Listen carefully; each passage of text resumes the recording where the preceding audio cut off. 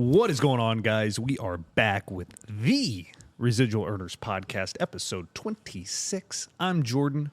I'm Presley. And today, we got some good stuff coming. You know, I think we do good stuff every time. You know, I know, I love but the way this you emphasize the Residual Earner Podcast. The Ohio State University, the Residual Earners Podcast. We are back. And today, we're going to talk a little bit. We're doing a little something different today, talking kind of current events in America, business world, all this kind of stuff. We're going to go over a little bit of the debate that was a couple weeks ago. We are not picking a side. We are not talking anything like that, just the issues that America is seeing with that. We're going to talk a little bit of AI and how that's possibly affecting business moving forward. It definitely will affect business moving forward. And then the last one were interest rates and how they're affecting the business world. So I think it's a little something different, and I'm interested, guys. Leave comments below. Let us know what you think about this style of podcast, what you think. Subscribe to the channel. Hit the little bell notification. I think this is, it's cool. It's something different. It's going to be fun. I like it. We're kind of doing the gamut here. We have gone from network marketing to life lessons to business lessons to specific business topics to now we're doing interest rates, inflation, and whatever else we hit. So we're covering the gamut. So, let's get moving on this. Obviously, we'll try to keep today's to 30 minutes ish for everybody. But let's kind of talk about what we saw with the debate, the presidential debate. My personal view, it was kind of a sad. It was sad to watch. It was not what you want to see from either side, but it was that's not what I don't think anybody wanted to really see. No, it was pain. It pained me to watch it. To think that we're at that point. But America has overcome lots and lots of things, and we're going to keep moving, and we're still going to be America, and we're still going to be the greatest country on earth, and it's still the best opportunity for somebody to start a business. It's still, in spite of all our faults and flaws and all that, and we certainly have our share of them, but I've been blessed to travel the world, and guys, we need to count our blessings is what we need to count, because you can go just about anywhere on this globe outside of the U.S., maybe Canada, and it ain't the same. It just is not the same. Opportunities do not exist like we have them here. You can't be an old boy like me that grew up in the ghettos in South Dallas and end up being a success. That just doesn't happen in most countries. So I'm just thankful that I'm an American. I'm thankful that that we have all the opportunity here. I'm thankful we can do a podcast. I'm thankful we can teach people, how to start a business, how to run a business, how to, all the stuff we go over. We wouldn't be doing this in a lot of countries. Definitely. And, I'll give a little insight now, spending more time in Canada. It's, they have their own issues up there. Obviously, it's a very similar place to, at least from what I found out, going to the eastern part is quite different. The western part is very similar to, living down here. There's not much change, but Calgary actually reminds me of Fort Worth a little bit. Exactly. But the politics up there are so different, and they have very high taxes. A lot of people do not like Trudeau that live up there. Like it's a smaller scale because there's only 30 million people in the country, but they still have all the flaws that we deal with. But how much of that debate did you watch? I watched most of it, and then obviously I went back and saw the highlights/lowlights. Yeah, because a thing that stuck out to me, and even being a golfer, it kind of cringed me. It's funny, but we have people in this country that are really struggling, and instead of hitting important points and whatever it may be, they're up there arguing about who would win in a golf match. It's like this is unprecedented for presidential debates in the past that it's just, it's a new day, I guess. It is definitely a new day, and I really felt for Joe Biden. I don't think you can deny the fact that he's not the man he was a few years ago, and I think it showed through. But like I said, this is America. We're going to come out strong. It's just we're just going to have to get through this. Yeah, because I've always heard good things about Joe Biden as a person and all that, and it's tough to watch somebody, regardless of what side you're on, that's president of the United States, that it's just not as easy as it once was for him. No, and I'm a guy that I pray for our country. I pray for our elected officials. I don't care if you're Republican, Democrat, or Independent, if you're in the presidential office or if you're in Congress. I pray for you to be a success because I love America. So I don't care who it is in office.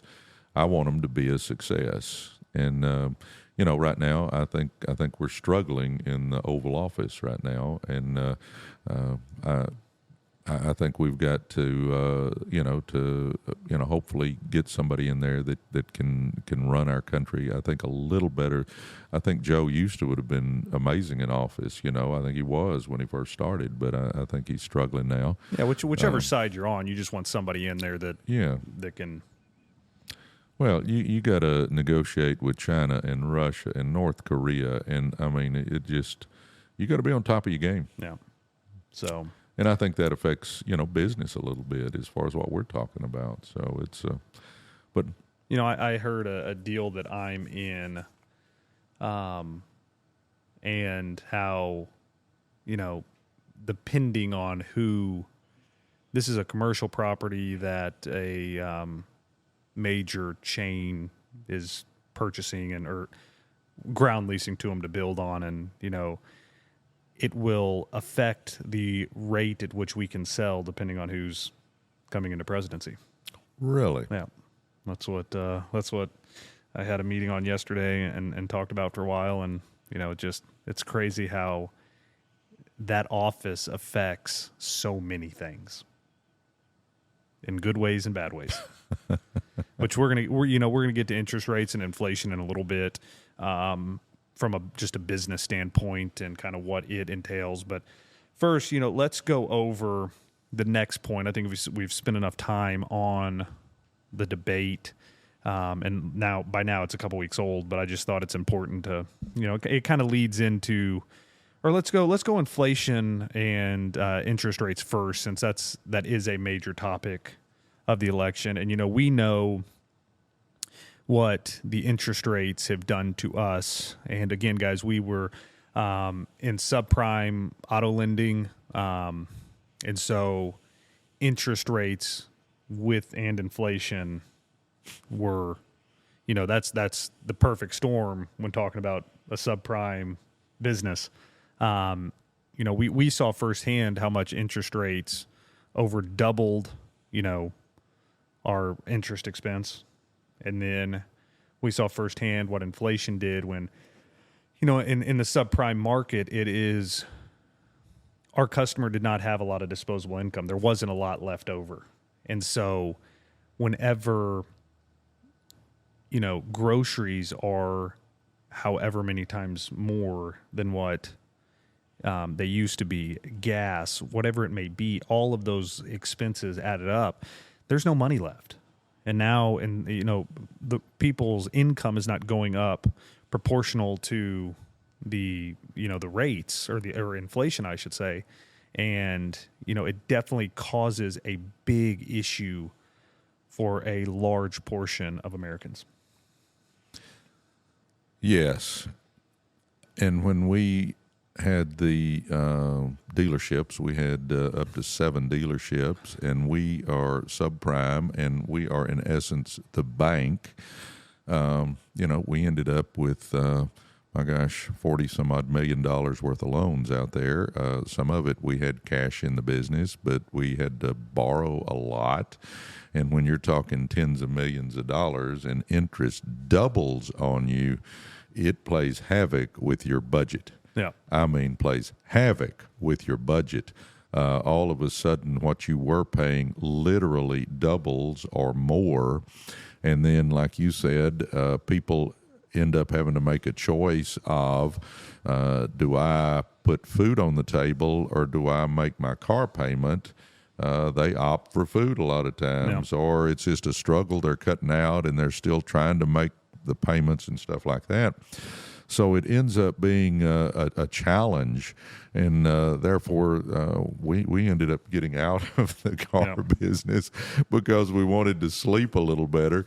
But interest rates have been a struggle for everybody. Just buying a car nowadays. Number one, the price of cars, inflation's done something with the price of cars. But then you add, instead of paying 2% or getting interest free or whatever, now you're paying 7 or 8%. It costs people so much more, and I'm talking about folks that can go get a good loan. My gosh, with subprime nowadays, with interest where it is, people are paying 21% for interest on a subprime loan because interest has gone up so much. It's affected business in lots and lots of ways, and even in our auto transport business, you buy trucks. You obviously put a big chunk down because you want to be in a good position equity wise on those trucks, but still, with interest rates higher, it costs us more when you're buying the trucks. Now, obviously, it's not like it was when we were playing the bank with the subprime, but it affects every area of business, and inflation affects it. I mean, the price of fuel to run the trucks that are hauling all the cars. We spend so much more now on fuel because gas prices have gone from $1.60 to $3.50 or whatever. I mean, it's affecting everything. So think of all those big trucks you see hauling everything that America buys, and realize that those trucking companies are paying more for fuel, so they're having to charge the person, the company more to transport it, which means it comes to you and I when we go buy the toilet paper. It costs them more to get it there, so therefore they jack the price of the toilet paper up, which means we're paying more. You don't have to go to the grocery store but one time, and when you're just buying milk and eggs and some bread, and you walk out and you got 2 little old bags and it costs you $74 or something. I mean, things have changed. So, inflation affects business. It affects everything. Yeah, and I think especially with kind of some consumer goods, grocery type things, I feel like everything has not gone up percentage-wise the same amount. No. It's the stuff you don't use that's gone up 6%, and the things you do use that's gone up 50, 60%, where you really feel it. And, I mean, obviously, you and I are not affected by the price of groceries, but it's caught my attention when, the grocery bills are way higher than what they used to be. Well, and the other thing that affects the common person is, I've got a F-150 that obviously is sitting right outside here. When it gets real low on gas and I go fill it up, it's over $100 to put gas in that rascal. No.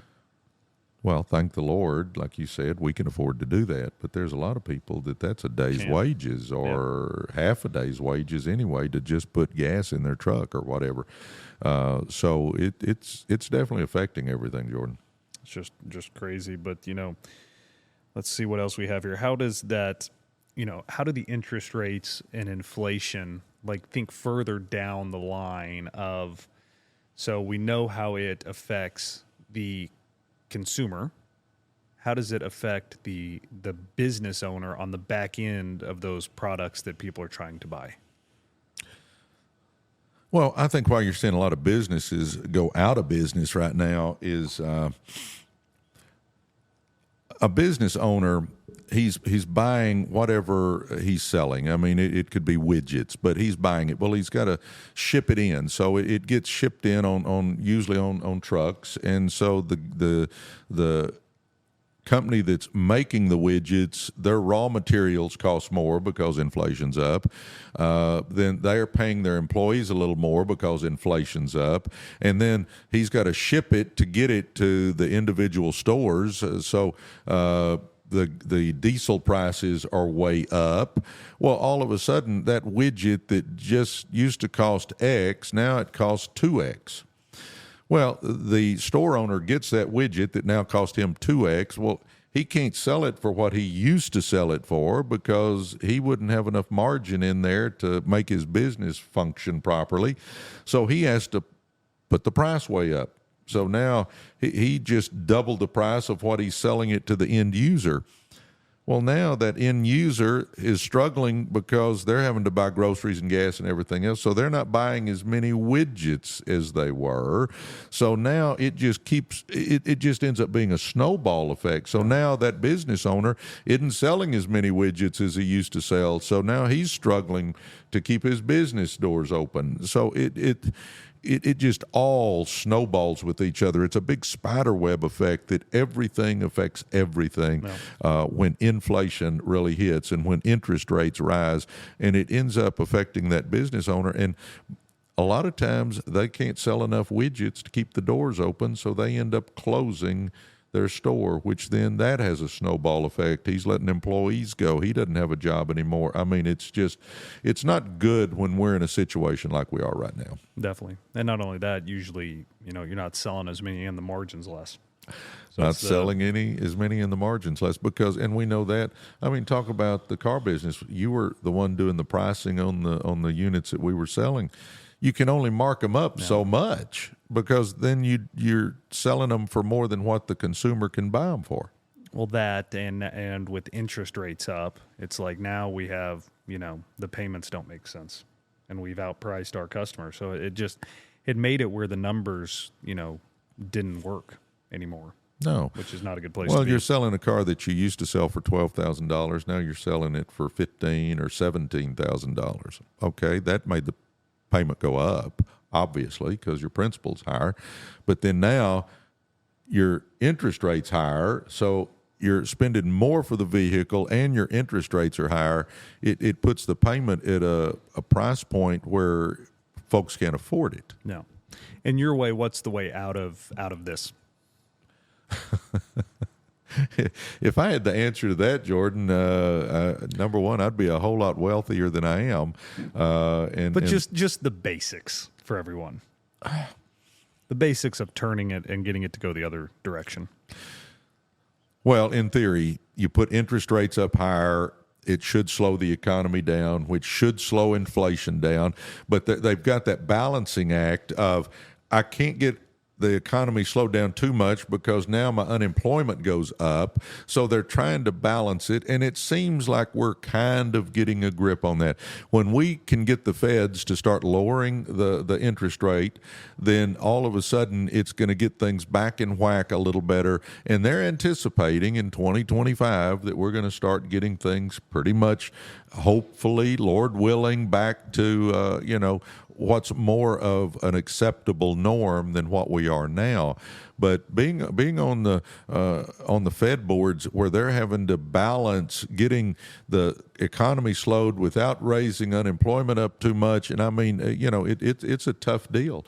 But I think we're getting there. I do believe in the future. I do believe it's going to get better, but it's a tough situation right now. Definitely. You're good with that stuff. Good with that stuff. All right. Well, I'm not an economist, Jordo. Well, you got more knowledge than a lot of people. You've seen a lot.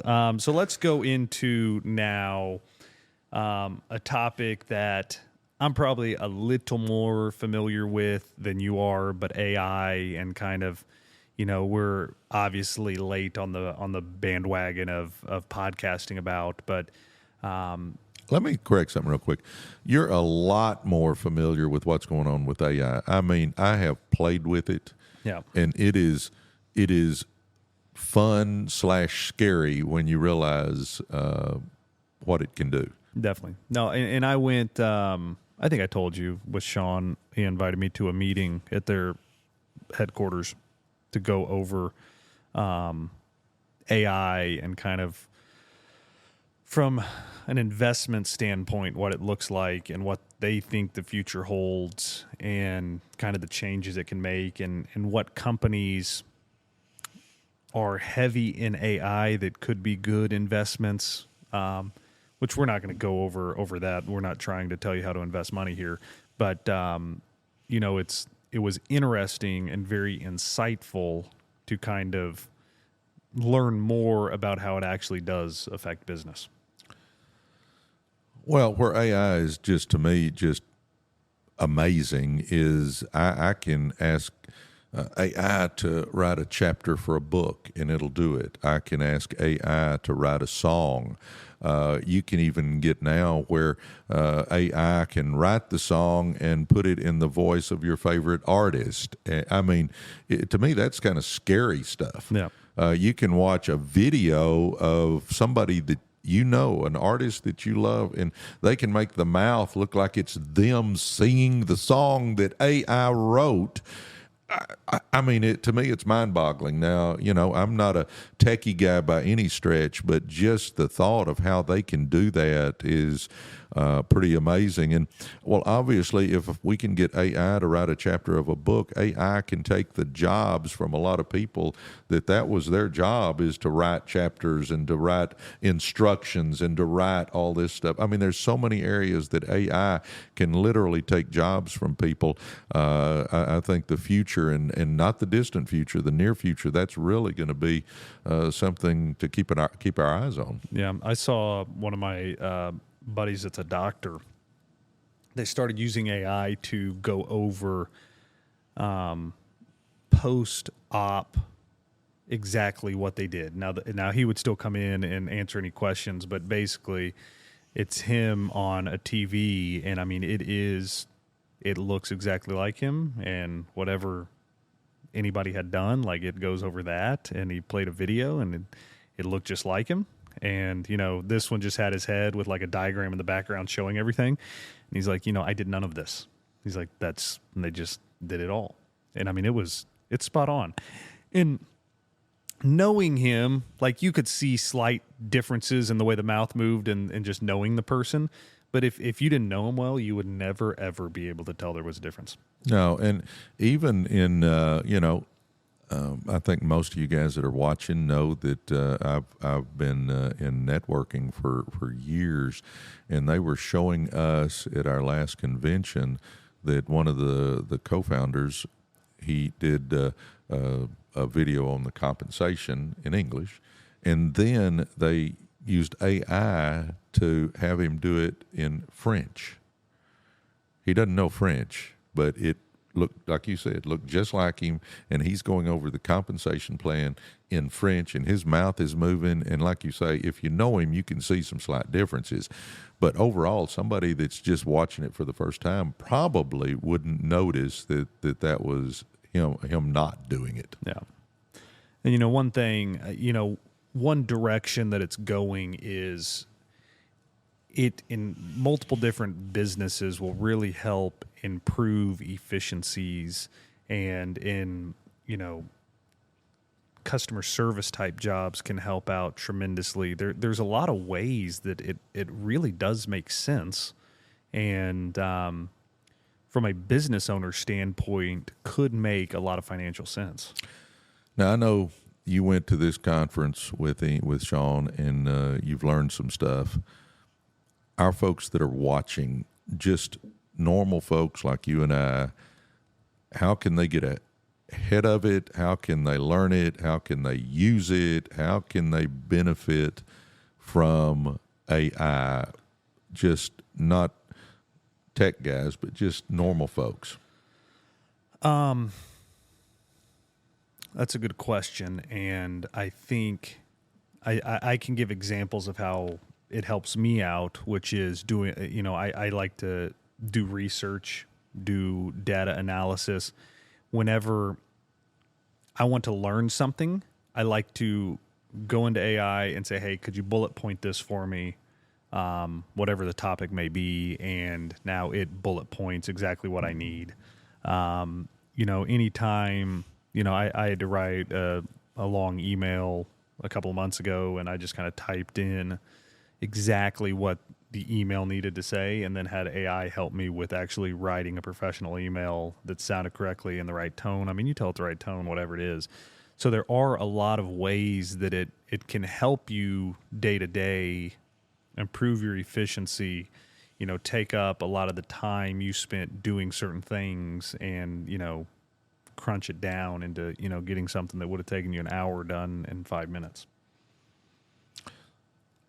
I've noticed that even with AI, you can say, do an email, and you can say, put a little more humor in there. Yep. Or it's crazy how, here's some of the phrases I would use. See if you can put some of those in there. I mean, stuff like that is just mind-boggling to me. Yeah, and this AI, it's learning you and learning, it's so smart, and it picks up on your humor. It picks up, systems in the past couldn't do that. And now, it picks up on you and knows what you mean, and it can take the humor, it can take whatever it is and interpret it in the right way that you meant it, which is, what makes it such a powerful tool. And I will say this, though, if you get AI to write something for you, at least go through and read it through one time, because sometimes it just won't sound like you. And I think that's something that I learned, that, I'll get it to write something for me, but then I will read through it and just tweak a couple of little things to make it sound a little more like me and a little less like AI. Yeah. But it's crazy where the world's going. Like you said, it's scary, but it's something, I personally want to keep doing research on. I personally want to be out in front of. Another thing, like I said, I think there's going to be a lot of good investment opportunities because of AI. But it's another use. AI can read your whole email box for you, and it can cipher through what is actually of importance and what is not of importance. And it can, it's just not, and just how fast it works. Us sitting here talking about this, we need to find somebody that's an expert at it and get them on our podcast. I would enjoy asking some questions about that, because obviously you know a whole lot more than I do, but that would be very interesting, of where they see this going and what they see it doing in just another year or two. I have one person in mind. I don't really know him, but they led that deal. We'll see. We're going to need Sean's help. Sean will help us. Sean will help us. So, I mean, that really sums it up for AI, and I don't want to go too in depth on these things. And, it's a crazy time, from a political standpoint. It's a crazy time from an AI standpoint. An economic standpoint. There's so much going on that we haven't seen before. And it's going to be interesting to see how everything plays out.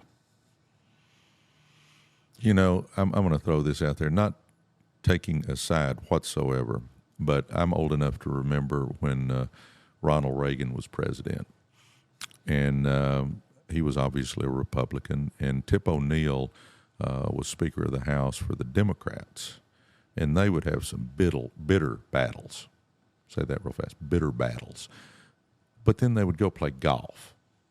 The thing that I would just ask our audience, and you and I both, is let's agree to disagree. And, it seems like in today's world, if I don't agree with you, I'm supposed to hate you.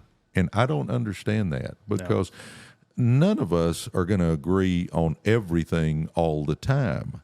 So, sure, we're going to disagree, and that's great. That's what makes America so great. We can disagree, but we don't have to hate each other if somebody has a different view on something than we do. And, that would be my prayer for this country, is that we can get where we just disagree agreeably. No, I think you're spot on with that, because it's gotten out of hand, and, we all need to come together as one nation and start, getting along. Well, I'm simple-minded, but I've got lots of friends that don't agree with everything I say politically. but they're still my friends. Yeah. And I think that's where we've lost something. It didn't used to be as bitter as it is right now. And I don't like that bitterness out there. You know, we're still one country. We still live in the best country in the world. And I think it is, you know, up to each of us to just get along. Yeah. I mean, that's the biggest thing to me is get along. Definitely. Well, guys, another episode in the books. Episode 26 here.